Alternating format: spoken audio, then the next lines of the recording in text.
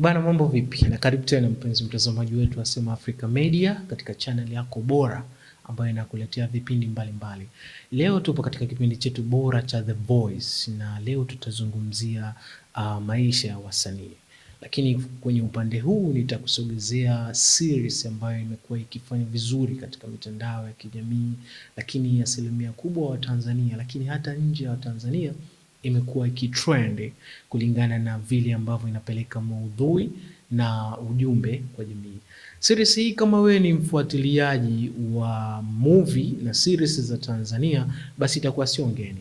Nayo ni series ya Kombolela. Sasa nikwambie tu, ndani ya ile series ya Kombolela mna wasanii wengi ambao wamekuwa wakifanya vizuri na kupeleka ujumbe, lakini mimi nitaigusia familia ya Mzee Kikala katika watoto wake wale 6 akiwemo Kobis, Siwa, Mwandawa, Chiku, Hamadi pamoja na Tukae.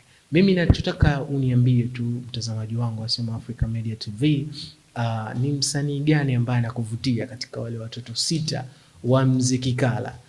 For my side, ukiniambia ni msanii gani ambaye katika wale watoto 6 wa Mzee Kikala, basi nitakwambia ni Mwandawa, kwa sababu ni mmoja kati ya msanii ambaye yupo katika industry ya sanaa muda mrefu, lakini the way vile ambavyo anacheza ni hatari zaidi, kwa sababu anaigiza ni mithili ya mtu ambaye yupo katika ulemavu na kubeba ule uhusika wake kwenye hasira, kwenye kulia. Sasa ninachotaka kukijua kiupande wako, nataka udrop comment katika video hii uniambie ni msanii gani kiupande wako kati ya wale watoto 6 wa Mzee Kikala ambaye anakuwa anakuvutia zaidi katika ile series. Bana, mimi naitwa Abdulrahman Makame, ukipenda niite Lil Bizo. Nyuma ya kamera nipo na Mjana Heri. Tukutane tena, chao.